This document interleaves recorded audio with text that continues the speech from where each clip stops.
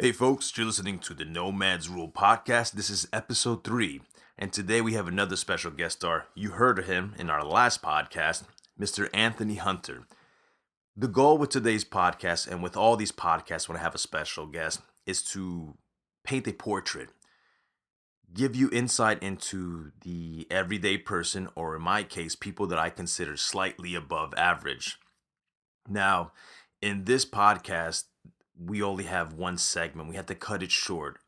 If you haven't looked outside, there's a blizzard. They're calling it Megalopolis. And we had to cut this episode short for the reason of getting prepared. I've been living in Texas for the past 5 years, 5+ years, and I haven't had to deal with this snow shit in quite some time. But so that's why we had to cut the episode short to prepare, get shovels, get brushes, get all the things that you need to prepare for a blizzard, food, etc. Also, there's a reason why this podcast is coming a little late. I'm a little tense right now. I'm a little pissed off, but a little bit excited at the same time. This Friday, when the episode was supposed to be released, um, I got caught up with work, caught up with getting ready for this blizzard, and I had to stop a mugging. It's some weird fucking shit. It's exciting because it's good to enact upon that whole rule. If you see something, do something. You know, you can't just idle by. You can't just be a witness who's just sitting there doing nothing while some fucked up shit happens. I was on my way to New Jersey to head to my parents' house to help them during this blizzard because my dad can't shovel, and it's not good for any older folks to shovel. Apparently, this stuff is very bad for your heart, and it can knock you on your ass. On my way there, I took the PATH train from New York. Excuse me. And then you take to get to their town. You take a local train, which is called the light rail, the city subway. This must have been like I don't know. I can't get my time right. It must have been anywhere from 8 p.m. to 10 p.m. I can't get the time frame right. Everything happened so fast, and I wasn't concentrating. My goal was just to get home, edit these files, and publish it to get episode 3 going. It was gonna be late anyway due to this whole blizzard shit. But all right, I was gonna go to my parents' house. It's nice and quiet there, and spend the night and deal with this blizzard in the morning. Well, things got delayed because while on the train, I saw this young little black kid, must have been 18, 20 years old, not sure, cozying up to a Latin male, looked like maybe he was Mexican or some kind of South American, not sure. A nerdy kid. At first I thought they were friends. And then the kid starts shouting, "Leave me alone! I told you leave me alone, get off me!" And then he's on the phone talking to a parent, I guess, like, "Please pick me up. I told you already. Please help me." So I get up from my seat. I look like a prairie dog. I get up fast. I'm looking to see what the hell's happening. So I'm like, are these kids friends and they're fighting? What's the story here? Um, so then I see that the black kid snuffs the Mexican looking kid. And if you guys don't know what this term means, snuff, it means he punched him. He punched him quick. His glasses went flying, and poor kid, is nerd, you know, didn't know how to react. He just turtled up, and his first reaction was again to scream, "Leave me alone!" And he went after his glasses. And this black kid with the hoodie on, is still bullying him. And so at this point, I get to the middle portion of the train, basically behind him, but to keep enough of a distance so that if anything gets crazy, I don't know who he's with, I don't know what's happening, but if shit hits the fan, I'm right next to the exit, and also I have at least some coverage. Um, so this guy goes ape shit again and starts swinging. This time he's fully swinging. There's no planning in this. This is the type of person I am. And for those of you who know me, you guys know that I can't see shit like that, and I can't stand by while shit like that is happening. So I reacted, and my instant reaction was to just rush this kid. I tackled him. I put all my weight on him. And then I put one forearm on his throat and the other hand in his midsection, kind of like jabbing him with my fist so he couldn't move. And then at this point, some other good Samaritan stepped in and is like, "What the fuck are you doing? You crazy?" I didn't even know what the fuck I was saying at the time, but my first reaction was, "We got some big balls, motherfucker," you know, and because it's true. How dare you do this shit in front of A? You shouldn't be doing that shit, period. But B, how dare you have the balls to do that in front of all these people? And it was a packed train. Now, three people stood up. One guy, apparently he did have friends, and one guy, sort of put his friends in check. And as soon as the train doors opened at the stop, they ran. This was in Newark, New Jersey. They ran, and they, so those kids scurried. I'm saying these kids must have been from 18 to 20 years old, and these kids ran along.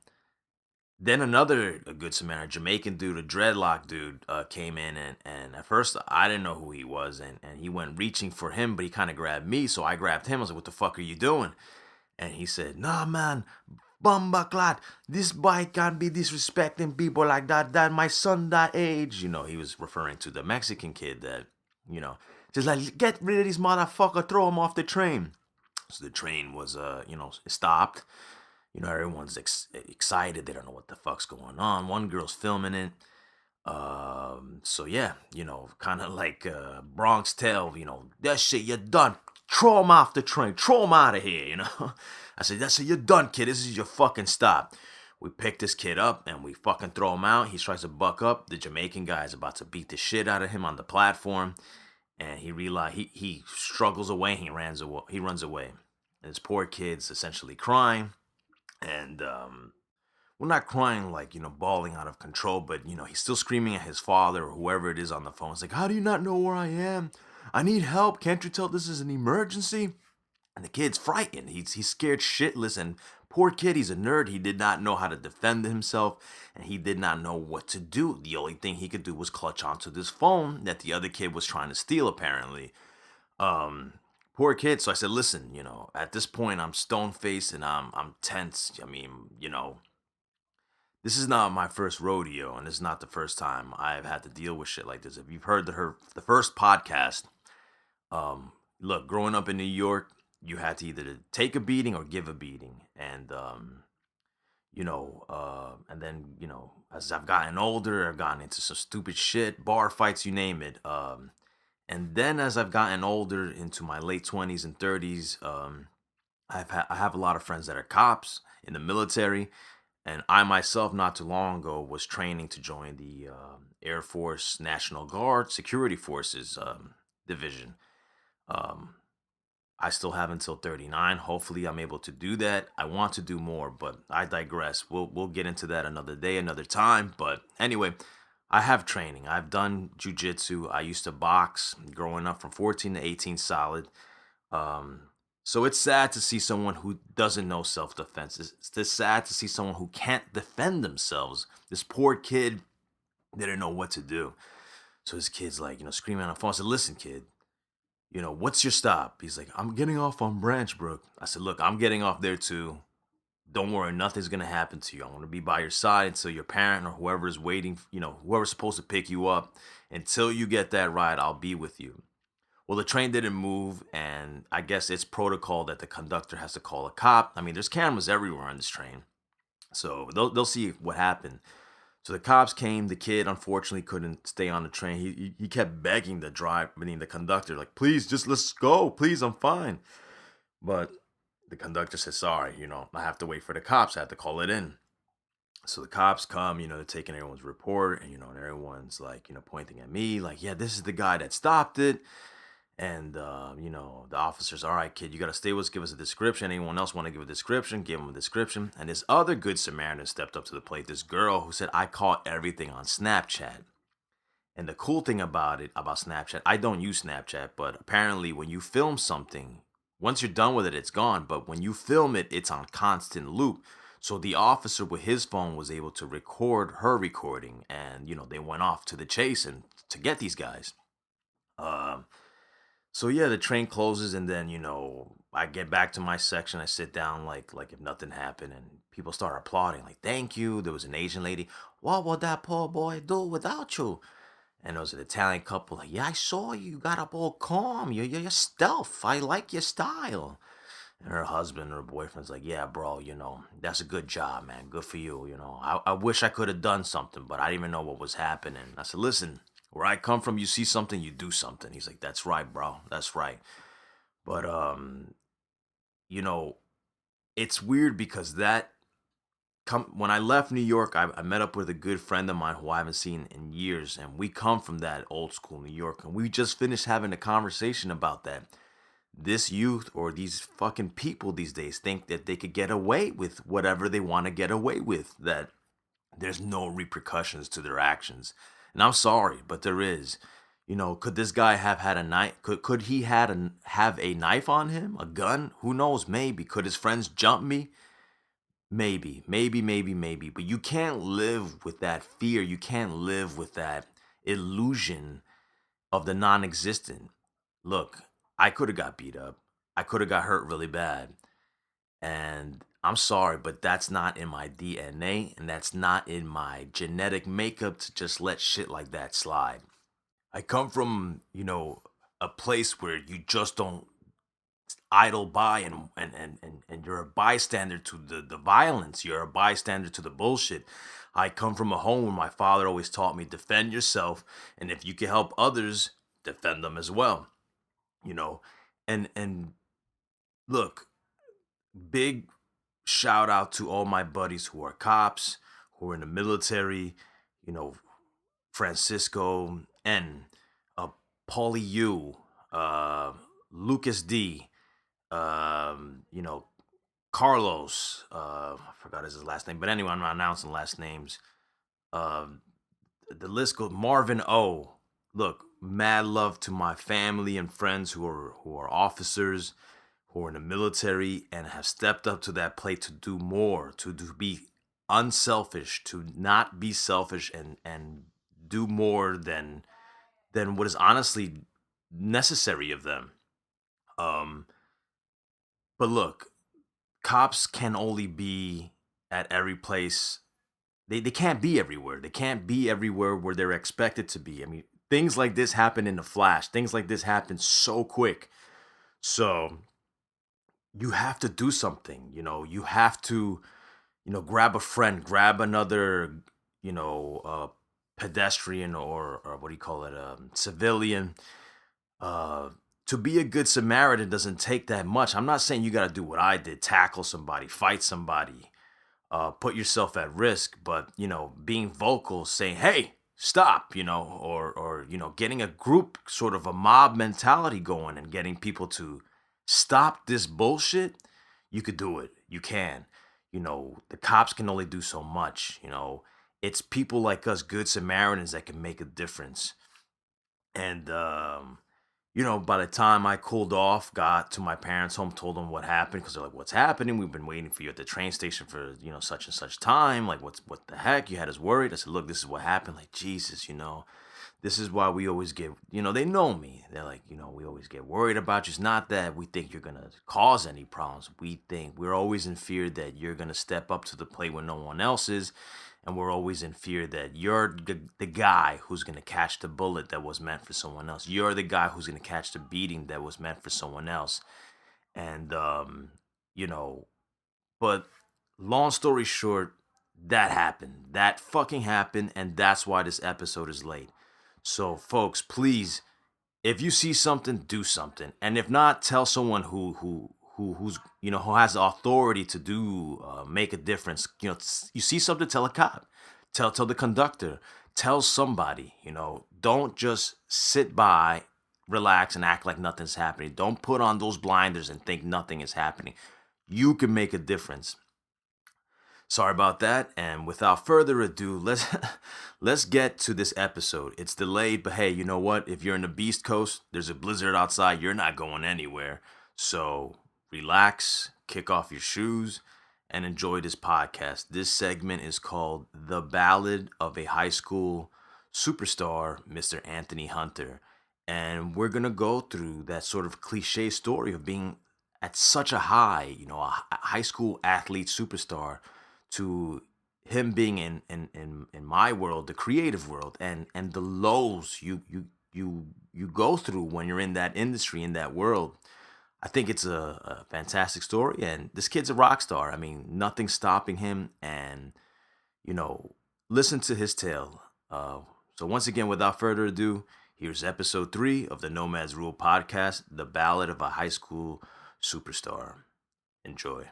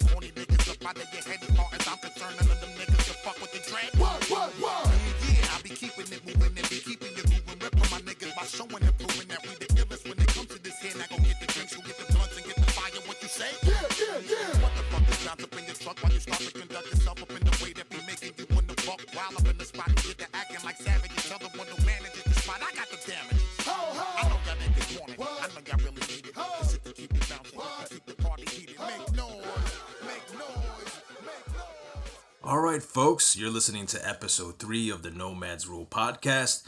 And just like the word nomad implies, it's a person who's unsettled. It's a person who's constantly picking up and going.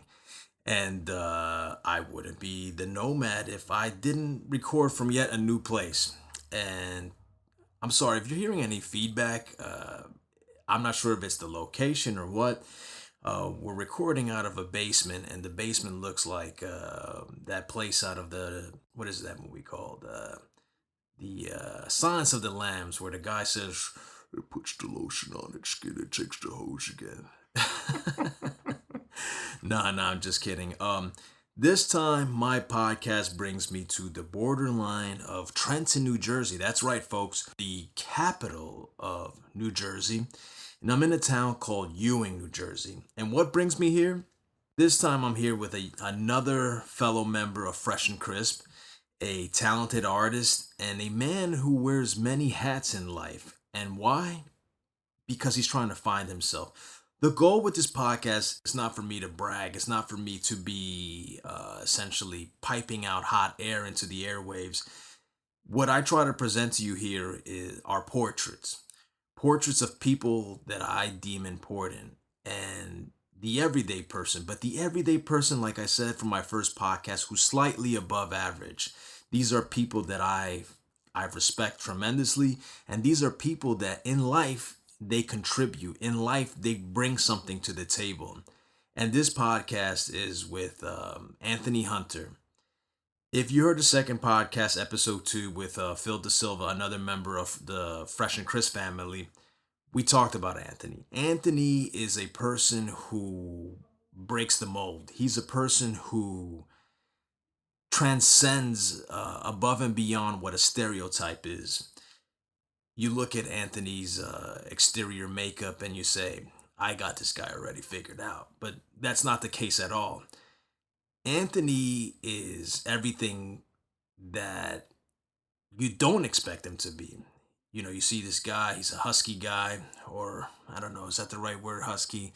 Husky reminds me of a fat kid whose fat is in all the right places. And Anthony's an athlete. Anthony, I'm here in his home, and he just bust out some old newspaper clippings of, he was a high school basketball star. And, he was just talking about, man, those were my glory days. But there's so much more to Anthony than just that. He was essentially a jock in high school. He was a superstar. He was featured in the papers, and I'm sure he brought his team much fame during that time. And as he said, those were my glory days. But I said, no, dude, your glory days, you're living them now, because this guy here, he's a man, like I said, a man of many hats. He's a bouncer at a nightclub. He works for a design company for I think it's a yearbook company. You'll get all the actual details from him shortly. Um, and he works at Fresh and Crisp. He's an amazing and talented illustrator. And the one thing that I admire most about this guy is that he has passion. And we briefly touched upon this in the previous podcast. I'm sorry. We talked about passion. You cannot teach passion, and passion can sometimes grow inside of you, and it has happened. But when you have innate passion, when you cannot replicate that passion, and it's just there's a fire stoking inside of you that no one can replicate, that to me is special, and that to me makes people stand out. And that's something that Anthony Hunter has. He has passion for his art, he has passion for creativity, and he has a passion for life. He wants more. He's not settled. My buddy here is in his late 20s, and he's part of what you call a millennial, and still lives at home, much like many millennials have. I mean, I guess their situations are involved because they have a tight kinship with their family, and at the same time, they're still finding themselves. And as a millennial, though, there's a special advantage to that because they're able to pull this balancing act in life. They're able to walk the tightrope, and no matter what side they fall on, the left or the right, it's just gravy. It's a beautiful thing. I mean, there's a lot of people that I know that left the home at 18. Granted, their situations weren't the best, and they have horrible family relationships. And that's something that, although I left my home, I left pretty late. I left like around 24 or 25. And Anthony, I believe, is 28 years old. He's still here, but it's not because he cannot move. It's not because he can't leave. It's because he has a close connection with family that he cannot abandon it. And I admire that. A lot of the times you see that with people from a background of a sort of an Italian background, a Latin background, Italian, Latin, Greek. But Anthony is a African American.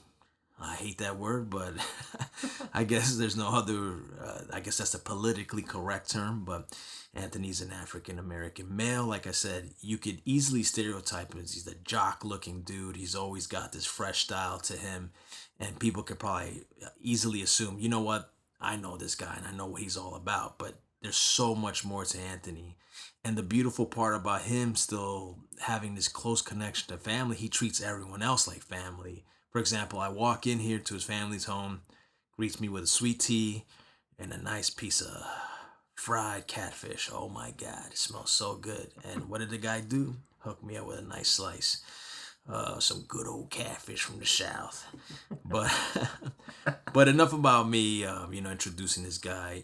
I'll let Anthony take the stage. And we call this first segment The Ballad of a High School Superstar with Anthony Hunter. And I want you to hear his story. I want you to hear, it's for me, it's rare. I don't meet too many people who in high school had a beautiful sort of recollection, beautiful memories. Most people that I know say, "Oh, fuck high school. I hated high school. High school sucked." And for me, I hated my high school. I came from New York and I had to finish senior year in New Jersey, and I wasn't a happy camper. I left all my friends and I left everything that I knew. But Anthony, he, like I said, his story almost sounds like the beginnings of Clark Kent. Grew up in a small town. I think Clark Kent was like a high school superstar or some shit. Maybe I'm making that up, but I'm recalling it from the days of when like, Christopher Reeves played Superman, and I recall his high school days and stuff like that. But you know, I'll let Anthony take the stage at this point, introduce himself, and as we call this first segment, the ballad of a high school superstar. And here's his story. Well, thank you. And hello, the world out there. Big shout out to Phil Silva. That's my brother and Fresh and Chris fellow member. But I really appreciate your words, and uh, it's a huge honor to be here. I'm glad to be in your presence, Mr. Marcus. Mr. Nomad. Well, I mean, it's my pleasure to be here. I'm in your home. This is very true, and obviously, some of my family is from the South, so I had to basically hook them up with a slice of catfish, fried catfish, and some sweet tea. Yeah. But Reminds me of Texas. but I actually had to, correct you. I don't like to make myself older than what I am, so I'm still practically 27. And All running. right, sorry about that.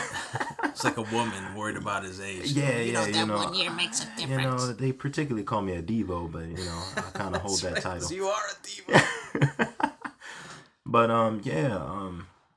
if you say I'm a man with many hats, and if you look at my exterior, a lot of people kind of prejudge or judge a book by its cover when you automatically assume this guy is rough and tough and he may be a affiliated gang member or so forth. But once people get to know me and they get to talking to me, they understand that I'm more than what meets the eye.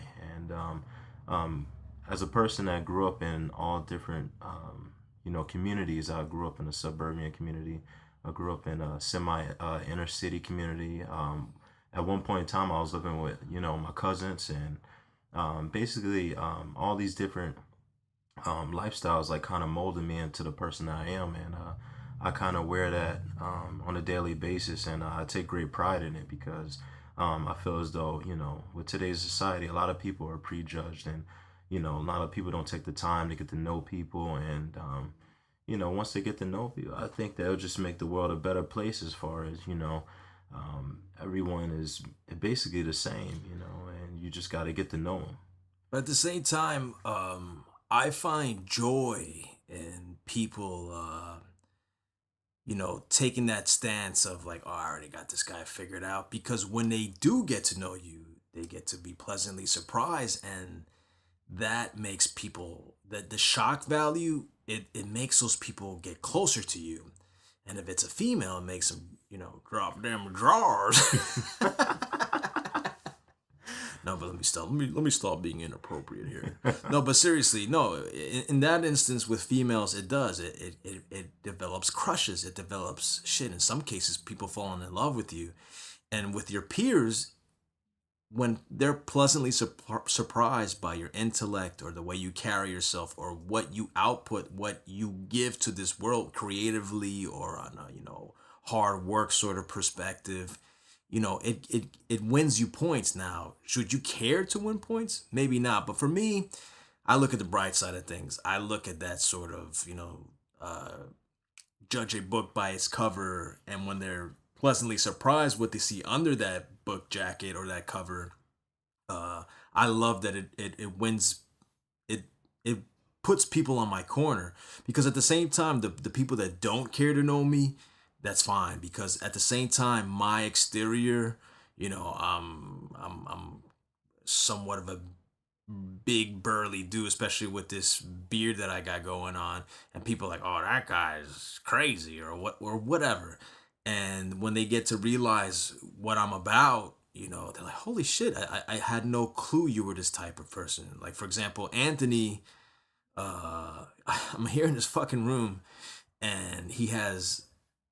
Please, dude, don't tell me those are Harry Potter wands. What am I looking at there? Oh, yeah, you're correct. I do have Harry Potter wands in my room. If you heard episode 2, this guy's a big fan of the Lost Boys, and when we took him to Double Down and had some ass juice and some beers and shots, and the TV screens were playing weird porn, and then in transition some weird Faces of Death suicide videos. Anthony was like, what the fuck is this? Where did you bring me? But, the fact, his references, this guy is younger than me, and by 7 years, no, actually, way more than that, like by 9 years. So the fact that he busted out the Lost Boys reference, I was like, okay, dude, I see you now. And here I am in his room, and he has fucking Harry Potter wands. What the fuck, dude? But that's what I mean. You can't judge a book by its cover. And that's why, to me, this dude is so special. I'm not trying to put too much shine on this guy, Hey, boss, is your shoe the way you like it, nice and shiny? But, for example, the way I met And Anthony, I really want you to talk about those high school days because for me personally, it's very rare that I meet a kid that, man, in high school it was awesome. It was great. I was the hero and I was the man. I don't meet too many people like that because I was always the outsider, especially I had to go to Jersey, do senior year in Jersey, and that sucked. And so I was always like, man, I just gotta finish what I'm doing here and take the bus or train back to New York pronto so I could be with my people. But like I said, Anthony to me, oh, at first I'm not gonna lie, I'm one of those assholes. I judge people by their cover, but I give them a chance so they could blow me away. I met Anthony when I was giving a lecture at Rutgers University. That's right, folks. I give lectures. I'm a fucking big deal if you didn't know. Nah, I'm just kidding. I was giving a lecture at Rutgers University. The senior design teacher invited me in because he knows what I've been up to and he knows like, holy shit, this guy is a real deal. Nah. I was real respected and I'm a big promoter of community. So they said, hey, look, I want these students to listen to what you have going on and how you got there and for them to listen to your story. And most of the time students, they're interested because if the professor told them, got somebody in, they say, okay, this guy has to be, legit. But while everyone says, oh, they have the usual questions, how did you do it? Or how could I find out more? What book should I read? Or yada, yada, yada. And my doors are always open. Say, hey, listen, here's my card. You could call me. You could email me. I have an open book policy. I don't shut my doors or windows to anybody. Anthony took the time and he said, listen, man, I want to know more. I want to know, can I shadow you? Can I... I could tell he had this hunger in his eyes. And I said, you know what, this kid, and he was the only one that followed up for years. And finally, when some opportunities presented themselves for an internship at my newly designed branding business, Future Amazing, shameless plug, www.futureamazing.com. I said, hey, I got something right up your alley. Why don't you come on in? And then when I started a new business, a t-shirt business, another shameless plug, www.freshandcrisp.com. He came on board. I said, listen, I know you're more of an illustrator than a designer in the sense that that's where your true passions lie. I said, dude, why don't you come on board? And it's going to be fucking 3 years. And in total, I think it's going to be like, let me see, like, dude, it's gonna be almost 7 years since I met you, man. Holy shit, how time flies. And I've seen this kid evolve, and granted, I see him evolve because we work together, but I see him evolve as a person, and I'm happy. I'm happy that I invited him into my world. I'm happy that I put those guards down, and I got rid of that stupid look at life where you judge a book by its cover. But that's me. I'm brave enough to admit that I do judge people by their cover. I mean, that's just how we are, but I'm also very open to understanding and finding out more. I'm curious, and this guy struck my curiosity. But like I said, I want to hear, and I think the listeners want to hear more about, your backstory. Now they get a sense of how we met and, how you pride yourself in breaking those stereotypes and destroying that book cover that you think people have of you. But let's take us back, man. Let's give us your origin story. We had Wolverine origins. We got Superman with what was that, Smallville. Now let's hear Anthony Hunter, because let me tell you, man, I'm here in his room and I'm looking at all these clippings of the newspapers covering this guy's action when he was a superstar in fucking high school. He's an amazing basketball player. And I find that fascinating, and I want you to share that story, and I want you to share how you transition from such a high to, I wouldn't say such a low, but to getting smacked in the face by life, the cold hard realities of life, because everyone's gonna get smacked by it. I don't care who you are. Life comes fast, and life comes, it's just real. It's inevitable. Absolutely, man. It's hard. It's definitely hard. But where do I start? I would say I'll take it back to the opportunity, I guess, to be a part of the NOMADS world and being a part of Fresh and Crisp. It's been an amazing journey, and just like you give people a shot, like I appreciate you giving me the shot as well, because over the years I've learned so much as far as a designer, that I think that no disrespect to our education, but I learned in school. So I think that's a big factor, as in life teaching you a lot more lessons than a book. But to take us back, I guess, to my high school days, man. I mean, I guess from middle school, I didn't have the best, middle school kind of, you know, situation, or I went through a lot actually when I was younger, and as I grew up, I started picking up the basketball, and through basketball, you meet new people. I used to play out in out here in Ewing. We had Moody Park, and I used to go downtown Trenton. I used to play at the Martin House, and this kind of like molded me, and I started meeting all these different type of people, and I just got surrounded by people that once I got to high school, I pretty much just knew everybody. So I kind of had I had it pretty easy, and then the popularity just automatically came with that. But it wasn't just the popularity from the urban community, or black community situation, but because of my background, and like being around suburban areas, and different type of people, I've always had this respect for everyone, no matter who they were. I never judged. You kind of automatically judge a person, or you may look at a person's appearance and say, "Oh, I don't want to talk to that person." We don't have nothing in common, or he not cool enough for me. But I would say I used to talk to the outcast people too, man. I used to sit down at their tables and chit chat with them, or in class. I never had a problem with talking to different type of crowds. So I think, by the time I got to, playing ball, I was playing varsity by, my sophomore year, because they didn't allow freshmen to play senior varsity at an early age. So once I got that opportunity, it was kind of like it was set in stone that I became some kind of star. You know, it was a little rough. I would say there was a lot of players that were way better than me, and I always had this kind of drive where I would always push myself to be better, or I hated feeling like the weak link, or the person that's not being picked. So I used to go out and just work hard, on the off season. And by the time it came to high school and playing basketball, my name was out there so much that I was a starting point guard.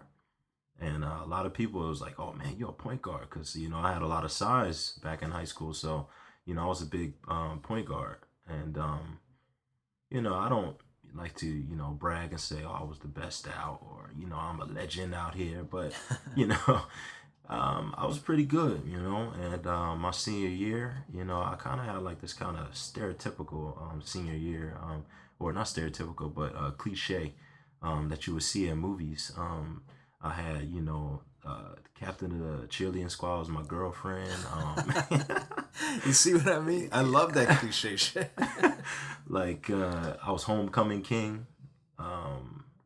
We won a state championship. Well, we won a sectional state championship, but we still have a trophy in the case at my high school that will be there for years to come. So, regardless if we won the big dance or whatever the case may be, I still have that memory, and memories of all my teammates. Big shout out to Will, Antoine Purvis, Steve Shimko. But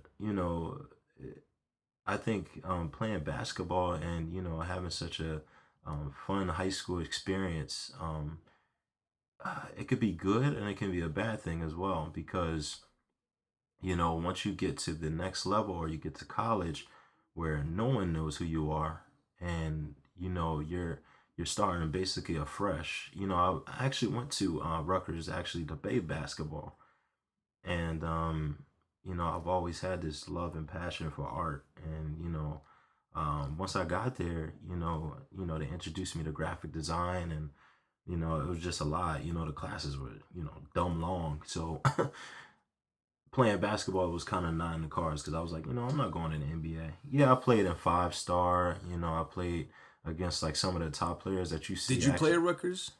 I played Actually, no, I did not play. I started playing my freshman year, and then I lost the passion for it. To be honest, I didn't have the same drive. I guess I did back in high school. I could have definitely played, but girls came into play. Girlfriend came into play that went to a school that was distant from me. So, not to put that as the blame, but I think when you're in love or you're starting certain situations, you make decisions. Dude, that's every guy's story. Oh yeah, That's since the beginning of time. I mean, look at Adam and Eve. Oh, absolutely, man. I don't want to go way back, but Like Lil trust me, Wayne dude, said, you're not the first and you're not the last. like Lil Wayne said, I never trust a bitch if she ate that forbidden fruit. So, yeah. So I mean, I felt a genuine love for art, and when I got introduced to graphic design, I had never heard of it. I never had been a part of it, so it was like a brand new thing. And I was interested though, because it was interesting. It was another form of art, something that I took great passion in, throughout my life. So, um, I guess amongst that, and in a sense, when you're at the top for so long and then you're stuck, I guess being a graphic designer and coming into a new thing and trying to learn something from the bottom, and you're not the best, it's a tough thing to swallow, because now you have to fight your way back up to something that um you know how can I put it, thrived off of, that had this hunger and you were at the top, and then now you're at the bottom again. Now you got to build yourself back up.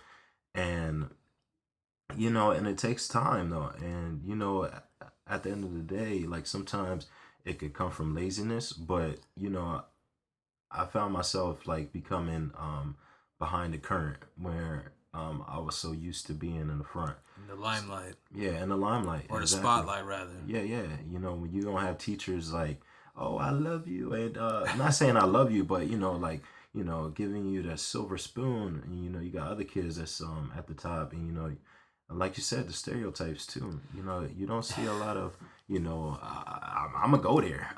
You don't see a lot of African American, like, graphic design artists, or Dude, I'm Latino and I don't see any big time Latino graphic designers put on blast either. yeah. I don't want to say that this industry is very white, but it's very white. But who cares about that? At the end of Yeah. the day, it's like I think I told you this recently. It's not about the owner of the work. It's just about the work. I'm sure if we dig, we'll find some amazing, minority designers, and that's something I've been wanting to bring up with the AIGA.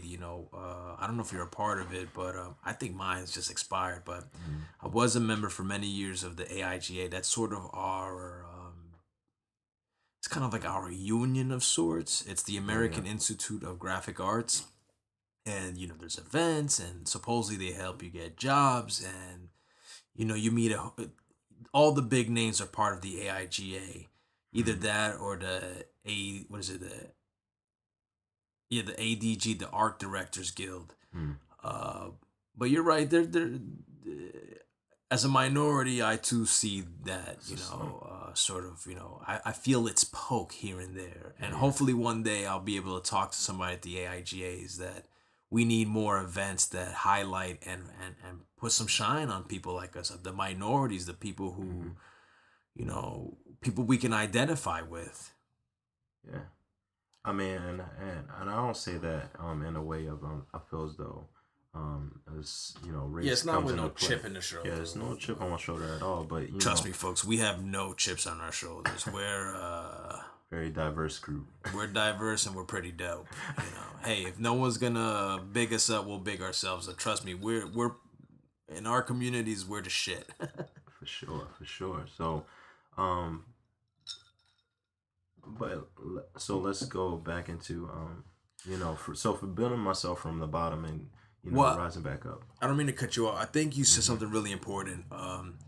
And that's the story I wanted to hear, that you went from such a high, you went from being this high school, superstar athlete, where sort of like, you know, you I'm imagining the scene where you walk down the corridor of your high school, and the road is paved for you, and then you go to a new world, and it's you found out about graphic design, and you found out that shit, here I'm sort of nobody, and here I'm involved in an industry. And if you haven't figured this out yet, Anthony, it's very thankless. Hmm. It is very thankless because, like I said, people don't really give a shit about you. They just care about the work.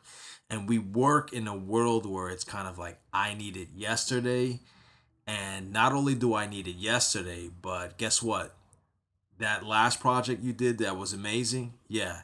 Not only do you have to do something else that's amazing, but that amazing has to be even more amazing than the last Hmm. project. You're Hmm. only as good as your last thing that you delivered, your last piece of, you know, creation that you delivered. And that's sadly, that's the way this works.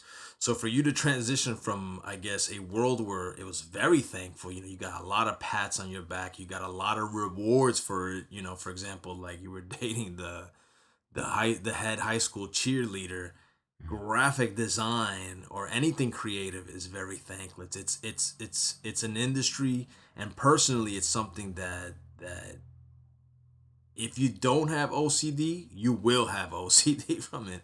You know, design is very crazy like that. But so you were touching upon that, like, so how did that make you feel that you went from a world that was kind of like you are the man to a world that was like, "Pff, who cares?" And how did you not only receive that into your life, but how did you, what made, unless you're, I'm pretty, if you're a designer, in which you are, more than likely, not only do you have OCD, but you're a Hmm. masochist because there's something that keeps you coming back for more. Oh yeah, I mean, of course, it's always a struggle, I guess, when, like I said, when you come from the bottom, and I guess when it came to my drive, I guess in college, like you kind of get caught up into like the whole like nightlife. You got a co-ed dorm, you got girls around, you got so many distractions, and then like you don't, you know, understand that you have to put that work in again. And it took me a little while, to understand that, and to actually, grasp the concept that, like, you know what, yo, dude, what are you doing? Like, you know what I'm saying? Like, you need to focus. You need to, get on the ball here, because if not, man, you're gonna get left behind. And it's one thing to say it, and it's another thing to actually understand what you're saying, and to actually, um, to really feel it. And I think, like, I started hitting the rock bottom like after I graduated, in the sense of, when you don't have things lining up for you, and you don't have, jobs that are just knocking at your door and things of that nature, like, you feel as though that, like, oh my gosh, I failed. Like, like, what am I doing? Like, what am I doing in my life? And like I said, with the basketball like background, at least, I do understand like fighting and pushing myself, past like certain limits. Or if I feel as though I can't accomplish something, like, I feel as though, all right, you got to go up and do it. You have to try to do something. What are you doing to help yourself get to that point? And a lot of times you have these things that go in your head, but then it's all about action. And for a long time, like, my actions did not show what mentally what was going on in my head. So it caused like a mental kind of struggle. And so, after you get out of school, you got loans knocking at your door as well. So, as a person that's not having any kind of income coming in, now it's like, okay, now I got to go get this warehouse job. I got to go get this temp agency job in order to start paying off these bills. And then now you're putting yourself in this hole where now, uh, you basically are not practicing your art form. You're going away from what you actually want to do. And a lot of times, people get stuck into doing things that they don't necessarily like to do, or their passion, because they have to pay the bills, or they have to reach, you know uh, they have to meet certain deadlines. And it came to a point where I was working at this warehouse, man, and I was just like, yo, this is not me. Like, I'm worth more than this. Like, and um, as Nomad said before, I had met him previously, and me and Phil have been boys for years. So me and Phil one day were just talking, and I was like, man, like, I really gotta be a part of, um, what you guys are doing. You know what I'm saying? Like, I need to get my creative juices flowing again. I need to be a part of something that I'm so passionate about and enjoy doing. And I think we called Marcus. I was just like, hey, man, how can I get in? Basically, it was in a sense of not just how can I get in, but it was just like, hey, man, I respect your work. I respect who you are. And it's like that old Van Halen song. Everybody wants some. I want some too. So, everybody wants some, folks. They all want my shit. My creative shit. And you know what? And everybody wants his creativeness, but I'll tell you what, this guy is the toughest person also to work with as well. I mean, he doesn't hold any punches when it comes to his criticism. Oh, I don't fuck around, folks. And he tries to get the best out of you. And sometimes, you can take it in a negative way, and you just got to think of, I mean, as far as, because I've known him for so long, you kind of got to think of it as an older brother, telling you, hey, man, what are you doing? I'm like that trainer from Rocky. I'm like, you're a bum, Rock. You're good for nothing, Rock. You're never gonna amount to anything. You're a bum.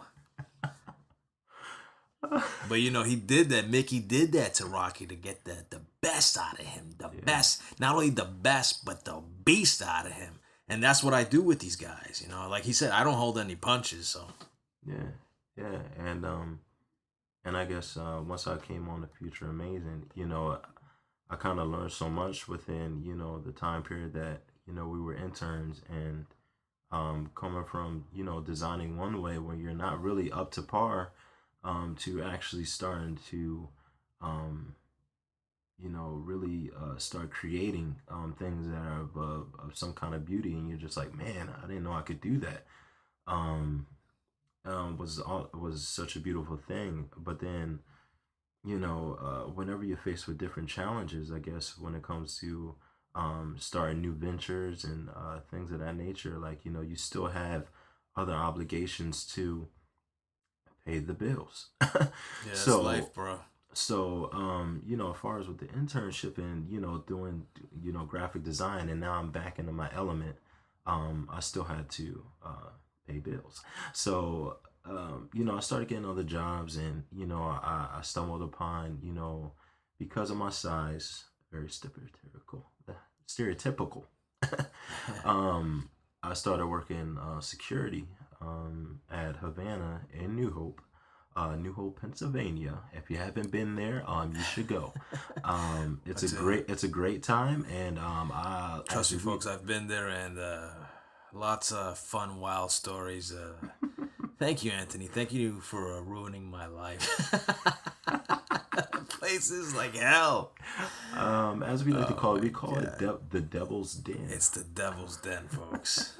It lives up to its name. New Hope, Pennsylvania.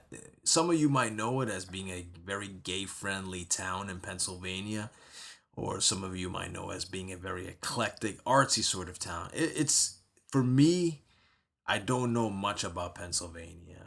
I'm ashamed to say that, but in this past year, I've been getting to know my neighbor, Pennsylvania, and it's a fun, beautiful place, especially in the summer. Oh my God, forget about it. And listen, man, I don't know. Hopefully we'll get to this topic, the void. You've heard it before in episode 2. And man, if you're not ready for the void, do not come to New Hope, Pennsylvania, especially Havana Lounge. That place is the void. It is the void where the women are plenty and the women are loose. The void where the liquor runs freely like a fountain straight from the gods. The void.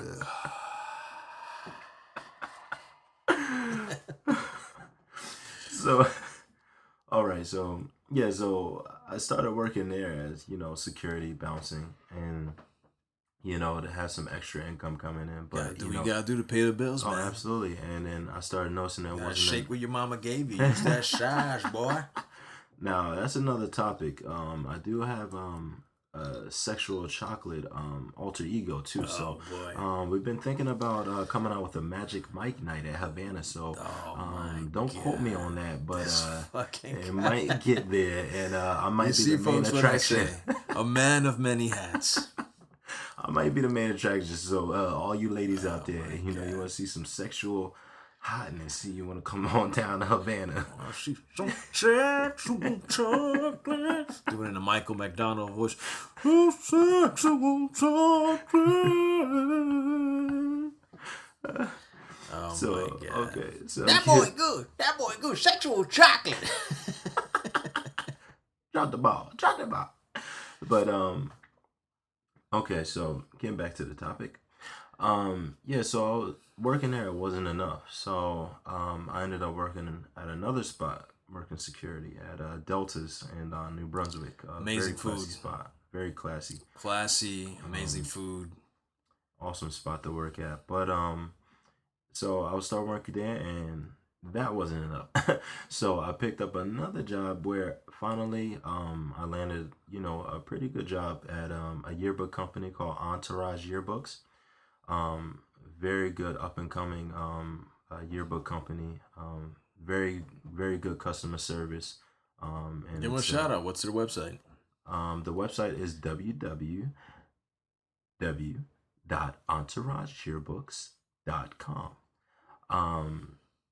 And for all you schools out there, if you don't have a good yearbook company, Entourage is a company for you. This is some advertisement for Oh them. my God. I hope schools aren't listening to this podcast. Jesus Christ. You never know. I've seen know. a lot of teachers that are into wild things. So That's true. I dated a wild teacher. There Jesus you go. Christ. So yeah, so juggling all these jobs and keeping in mind fresh and crisp, you know, it comes to a turn where time comes into play, and with time, you have to do a lot of scheduling, and Time sometimes management. yeah, time management as exactly, and you find the struggles of when you're, I guess, working during the day, and then you have to come home, try to stay in shape, and try to go to the gym, and then work on projects and come up with designs and meet deadlines. At the end of the day, man, it becomes a lot, and you kind of think about the people that stay up all night, or the Frank Sinatras, that basically never slept, and how successful Frank Sinatra was. I don't know how he did it, but They say Barack Obama doesn't sleep and he just takes power naps. And Winston Churchill also took power naps throughout the day. Successful people don't sleep. Not because they love working, it's because they're passionate about what they do. And that's when it comes into play of passion, because with that being said, you kind of find yourself lagging, and you find yourself not meeting your potential of what you actually want to do. So then when you have a certain love for art form, or anything, as far as whatever business you're in, you got to put the time in, and sometimes you got to make sacrifices, and sacrifices are like the hardest thing to do, because you want to go out and party, you want to go out, you got friends that invite you out last minute, and you're like, oh man, should I go out, or should I stay at home, or stay and work on my craft? And it's kind of like playing with the devil on your shoulder, without the angel. It's like two devils speaking to you. It's like, go out and have fun, and then the other devil is telling you, nah man, you don't have to do that, you could do it a little later. Hey Anthony, you're fucked, bro. You got two devils on your shoulders. Yeah. Oh my God, bro. I got at least one angel and one devil. My one angel's a little bit faggy, Yeah, sorry folks. I'm a little I'm not politically correct, faggy, but I don't mean it in a bad way. Hey, us old school guys, we use that word. But yeah, one Street. angel's faggy, and the other one, the devil is. But this guy has two devils on his shoulders. Holy shit! Yeah, and the only angel is the one in the middle. That's the reason why I say that. So, so it's a constant battle. That's a good one. It's a constant battle. But yeah, man, and that's what it comes down to. It's all about how you spend your time and what you put your full attention to, and because of that, it builds struggle. It builds struggle like mentally. You become frustrated with yourself because you start to say, okay, where am I at? And why am I here? And why haven't I got to the point to where I want to be? So you kind of beat yourself up. And once you start beating yourself up, then your only avenue when people are talking to you is to kind of lash out and basically not be yourself. And then, you tend to react, you tend to become a different person because of your own personal struggle, your own personal frustration. And sometimes you just gotta take a step back, um, turn all the lights out in your room, uh, just contemplate, what are you doing? Why are you so frustrated with yourself? How can you better yourself? How can you um, get yourself out of this void? Now, this is you focusing on your struggle, the struggle aspect, but obviously, we touched upon this a little bit early, but you went from such a high to essentially a low, but there's a reason you keep coming back to this. There's a reason why, you keep delivering content for Fresh and Crisp. There's a reason why you've created some really successful events for Fresh and Crisp.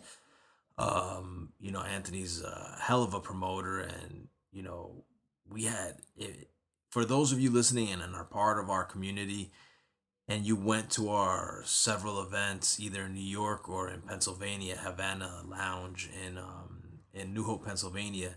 If you went to our most recent event, it was a fucking killer event. A killer event. We took a night that's usually dead, and my God, we I hate to sound corny, but we literally, blew the roof off in that place. The roof was on fire. And that was all Anthony right there. 100% Anthony. So you talk about the struggles, you talk about the contemplation, you talk about how you beat yourself up. Welcome to the world of being a designer. That's every day. I mean, I have, over you, I have 14 years on you. And dude, it's the same shit. It's the same shit. But I know what keeps me going. What is it that obviously is your passion, but what else keeps you going? Because I think those who find themselves in a similar situation want to know, like, what is it that keeps you going, and what is the light at the end of the tunnel? Mm. Man, that is a very loaded question.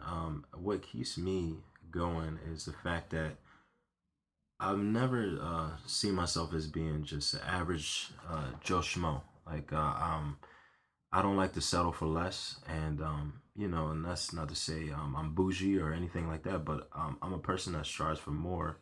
I look at certain lifestyles, I look at certain things that I want, and what pushes me is the fact that I want to accomplish that, and I want to be able to have that one day.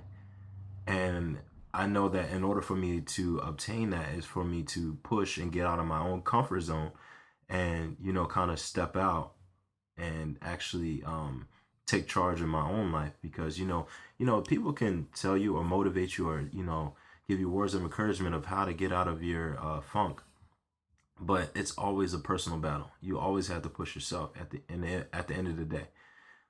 So when it comes down to it, like, I kind of have to just reflect on all the people that I admire. Like you said, I'm a man of many hats. So any type of art form, like, I always have appreciation for. Whether it comes from music, listening to J. Cole, or listening to Pharrell, down to EDM DJs. Yes, I said EDM. I am a black man and I love EDM music. I've been to festivals. I enjoy it, but going back to what we're talking about, that's another story. So listening to all these people that have a certain passion, like for their art, dance, everything. It pushes me to the sense that like I'm like, man, I want to obtain it. I want to be that. I see their story. I watch documentaries and I see, what it takes and how articulate they are and and what they say. And I'm just like, man, I am like that. I am that type of person as well. But I need to show the world to that. I need to prove it to myself that I can accomplish the same things. Yes, it's pretty far fetched. It's kind of a little dream of a kid saying, "Oh, I want to go to the NBA." But you have to set goals. You have to shoot for the stars in order to become more than what you are. You can't just want an average lifestyle and think that you're gonna push yourself. Um, I that's just me. I just want more, and that's kind of like the human body anyway. And that's usually men do want more, and I'm just that type of person that I won't stop at anything. I won't settle for less. Let's just put it that way. Well, I wouldn't say that men in general, that's how they are. I mean, there's so many different types of man out there, but I, ultimately it comes down to, once again, passion. And I want you folks who are listening to this, and if you find yourself in a similar circumstance that you sort of feel lost or you feel that what you've provided is not good enough. And you know what? Shout out to the dudes or the people who want an average life. There's nothing wrong with a stable paycheck security and, There's nothing wrong. having a nice 9 to 5, getting home, watching your favorite show, and then going to sleep and rinse and repeat. We deal in the world when you're an independent. Like for me, I hate this word entrepreneur because I sound like it's a pickup line dudes use to get laid. But Yeah.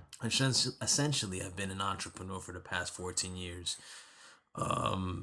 And it's a hard, I tell everybody, look, if you want to be me or try to do what I'm doing, it's not easy and it's not going to happen overnight. It takes a lot of time, a lot of dedication. And once again, folks, passion. You have to believe in what you're doing. You have to want what you're doing, and you have to go to sleep almost like it's your life's mistress. You're like, oh fuck, oh my god, this passion that I have, I gotta keep it in check. Everyone else is gonna find out. It's like a sneaky fucking mistress you don't want nobody to find out about. Not that I've ever had a mistress, but from what I've seen on TV. But no, seriously, it's passion. If you're passionate about something, folks, and you find yourself in a similar circumstance where you're lost, where you feel like it's not good enough, or you feel like fuck everything I do, it's always feast or famine. One moment you're fucking treating, your family, friends, or your girl to a lobster dinner, and the following month is like, hey man, let's get that 20-piece nuggets at McDonald's for $5. It happens because this is a very feast or famine sort of lifestyle if you want to be an entrepreneur and if you want to be a creative entrepreneur.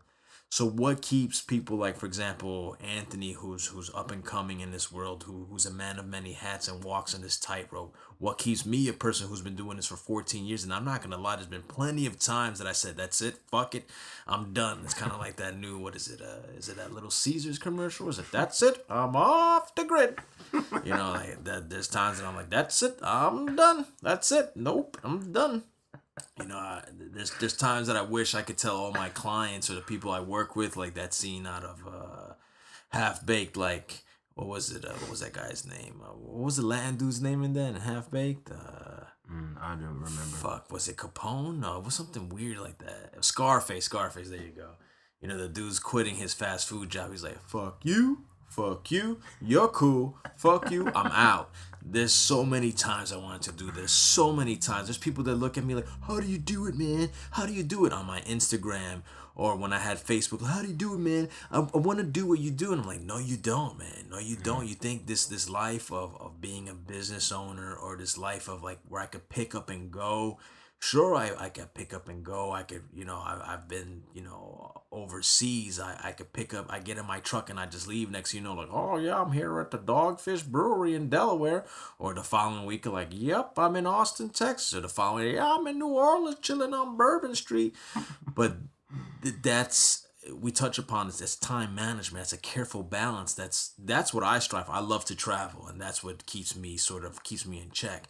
But that's me, that's what I want, and what keeps me going, what keeps me running this business, what keeps me staying creative, and in this case inspiring other people, what keeps me doing the things that I love in my free time, like traveling. It's passion, man. It's passion. So if you feel like you're lost, if you feel like you're confused, if you feel like it's not good enough, listen, it's okay to feel that, but it's also not okay to keep feeling that and keep feeling lost. Take those feelings, treat it like a crumbled piece of paper. Or you know what? Write down all those negative feelings. Write it all out. Get it all out of your head. Manifest it. Get it out of your fucking system. And then when you're done writing that fucking list and you read it, crumple that piece of paper and fucking throw it away. Because those thoughts are throwaway thoughts. Because at the end of the day, you need to focus on what makes you happy. And you need to focus on the things that keep you passionate. The day you lose passion, the day you lose that drive, that's when it gets scary. That's when it gets real dark. And on that note, folks, I hope that you got a sense of what it is to look at things from a perspective of, you know what? Things aren't that bad. Things aren't perfect either, but it's okay. It's okay. I have my passion, and I have the things that I want to strive for, and I have the things that I want and need. And guess what? I'm going to fucking do it. When you spell the word, there's no such thing as impossible. When you spell impossible, there's two words in that. I'm possible. So that right there tells you that shit is non-existent. So remember that, folks. To spell impossible, you have to use the words I'm possible. And on that note, folks, we're going to cut to a commercial break. Here's a real tough machine in action. Here's Tonka's mighty roughneck pickup. With Big Duke at the wheel. A working winch for getting out of trouble. With a jack and changeable wheels. The roughneck pickup. The Tonka toy will Tonka tough for fun. Mighty roughneck pickup with Big Duke comes with everything you see here. From Tonka. You and your underoos. Spider-Man! Can you tell us who is who? The Flash! Is Superman on the left? No, right! Underoos look out of sight. Superman! All of us were all good guys. The Hulk! You can pick your favorite if you try. Yes, you can! Underwear is fun to wear. It's true when it's you and your underoos. Wow, now there's the Dukes from the Dukes of Hazzard. Bo, Luke, and General Lee. It's true, are all on your underoos. There's a ball that's lots of fun. It's Nerf basketball. With a team or one-on-one, it's Nerf basketball. Hooking, dribbling, all the moves. Inside right for kids to use. It's Nerf basketball. You can't grip it as you go. For a layup or free throw, sure thing. Try to make it with Nerf basketball. Also sold separately, Nerf Hoop, Nerf Ball, and Super Nerf. Nerf Basketball from Parker Brothers. What's the neat ravioli you can eat with a spoon? Uh-oh, raviolis. What's raviolis? Taste them. They taste like raviolis, but they're round like SpaghettiOs. Uh-oh, raviolios. Raviolios are ravioli without the corners, so you get just the plump, meaty middle. Now what do kids say when they're hungry at noon? Uh-oh. Raviolios and SpaghettiOs, two O's that make lunchtime oh terrific. Golden Dream Barbie. Beautiful. Beautiful Golden Dream Barbie doll. Hey, girls, our guests will be here soon. Quick, let's get Barbie ready. Yeah. Golden Dream Barbie has glittery golden-colored quick curl hair you can style with her play curling iron. Gorgeous outfit. Sparkling jewelry. Barbie's spectacular. She's Golden Dream Barbie, Daddy. No wonder. Golden Dream Barbie doll comes with all you see here from Mattel. Alert the troops! They're protecting Toothopolis with some new gel. They must be out of Crest. Attack! We make holes in teeth! Cavity creeps! New Crest down! New Crest down! A new gel as tough as Crest. It's great tasting Crest gel with Fluorostat. You creeps! Repelled by Crest gel. You'll love the flavor. Why you fight cavities with new Crest gel. Tastes great! Whisk! Whisk! There was this guy who I thought was terrific. I mean, well, self-assured. And I really like that in a person. Anyway, one night I saw him at a party. And I got up the nerve to say hello. And then he took out a cigarette. Blows my whole image of him. I mean, I know I make some people nervous. But I thought he had it together. Smoking. It's a dead giveaway. I think people who smoke are real losers. Sorry, folks. I didn't get to do a brought to you by segment on or intro to this episode, but as you've seen either on my Instagram or in my last episode, I'm thinking, or it's not that I'm thinking, I know this is gonna happen. I'm gonna intro each episode with I wouldn't be the Nomad if I didn't intro you to some new beer or a new whiskey that I like, or a beer and whiskey that I like to share either with my guests or friends, and hopefully you, my podcast community. So this episode, when I say brought to you by, it's not that I'm getting promoted. This is brought to you literally by me. Slaughterhouse Whiskey. This is an American whiskey, 44% alcohol. I've never seen this before, but here in this town of Ewing, New Jersey, there's a liquor store. I think it's the West Trenton Fine Wine and Craft Beer Store. And if you're in the Ewing area, check it out. They have an amazing selection, and they have taps where you can fill your growlers. And if you have your own growler, or you even if it's your friend's growler, they'll fill it up and just charge you for the beer. Amazing place. And the first time I was introduced to this place, I found I eyed a whiskey there. There's kind of not such a thing as American whiskey. We know American whiskey as bourbon, Kentucky bourbon.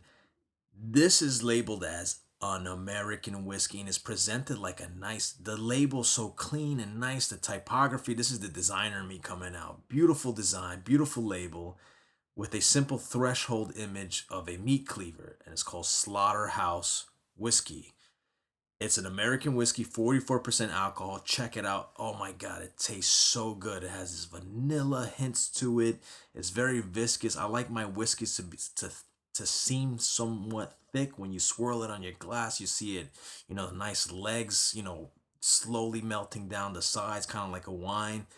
Nice, beautiful amber golden color. Slaughterhouse Whiskey. Check it out. I'm not getting paid for this. This is not a sponsor. This is brought to you by me because I literally brought the whiskey. I bought it with my own money. I'm curious like that, and I want to share this new discovery with you guys. And on another note, I hate to cut this episode short. Normally my episodes are either, an hour plus, and in last week's episode's case, it was 2 hours plus long. I don't know. But if you're in the East Coast, aka the East Coast, you know that there's a huge snowstorm coming. They say it's going to start at the end of the day Friday, and we record, either late night Thursdays or early morning Fridays. I have to cut this episode short, but good news for you, you're going to get 2 episodes next week because the second half to this is coming up, and that last segment is going to be so much fucking fun. Our last segment that we finish off with Anthony Hunter's called A How-To Guide to Escaping the Void. You've heard us talk about this before. You've heard us mention the void.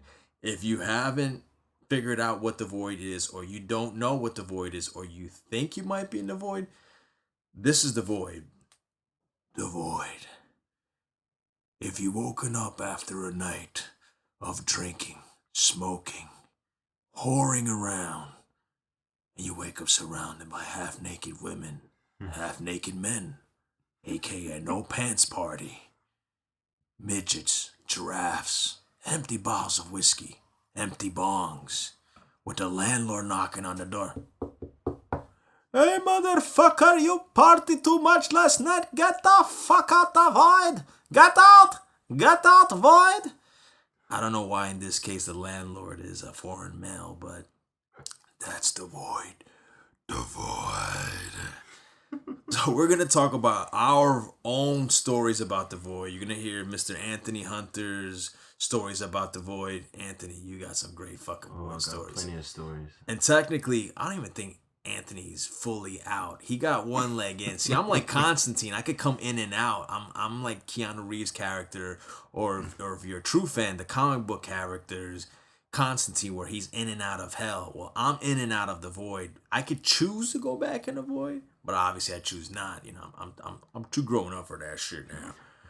But fucking Anthony is like, you know, he just like he's a bouncer at Havana Lounge in New Hope, Pennsylvania. He's a bouncer at Club Void, literally, figuratively, and spiritually. This guy has amazing void stories. I got some fucking crazy void stories. And this 2-part episode, so we're going to finish that last segment off with the whole Fresh and Crisp family. It's going to be me, yours truly, the Nomad, Mr. Marqus, yours truly, Anthony Hunter, a.k.a. Tony Schwig, and then we're going to have Phil, Kid Philly, a.k.a. Philly Feels, Mr. Phil Da Silva on, and we're going to finish off this part 2 of episode 3 early next week. But until then, like I said, there's a huge storm coming. We got a book. We got to get prepared. You know, no one wants to get stuck, or else this podcast is going to turn into a fucking 6-hour episode, and no one wants to hear that unless you're in the void and you got nothing better to do. That sounded like that old bad guy's voice from Inspector Gadget. Like, I'll get you, Gadget. But folks, listen, thank you for listening. Like, we've said this in other podcasts, even if it's just 3 people listening, 3,000 people listening. I see the SoundCloud hits coming up. Check us out at the NOMADS Rule Podcast. Check me out at www.nomadsrule.com. The latest episode will always be on the front page until the full website's complete. Check me out on youtube.com/C/nomadsrule. Or check me out if you want to hear the best quality of this podcast. Check it out on soundcloud.com/nomadsrule. Anthony, any parting words before we resume once again episode 3 part 2 on a how-to guide to escaping the void? Any last words? Or like I say, man, it was a pleasure, and I can't wait for the next episode because we got a lot of stories, and I heard a little bit of y'all last podcast, and bringing up my story with fish markets, that has to be told because that was an interesting night, dude. But that was one hell of a night. I mean, we all survived the hurricane, and then next thing you know, puking from smelling raw fish, and then a phone call later on telling you, "It is my baby daddy. It is my baby daddy. Who that there?" All I'm gonna say is there's a whole lot of sweating and pacing back and forth for a good 30 minutes. But yeah, that's gonna be a good story to tell. All right, folks. Once again, www.nomadsrule.com, soundcloud.com/nomadsrule, youtube.com/C/nomadsrule, and you can check out my boy. Oh yeah, man, hit me up on IG at ShakesVii. That is Shakes capital V capital II. All right, folks. Check you out in part 2 of this episode 3, and we're gonna finish strong with a whole episode dedicated to the void. All right, peace out. Peace.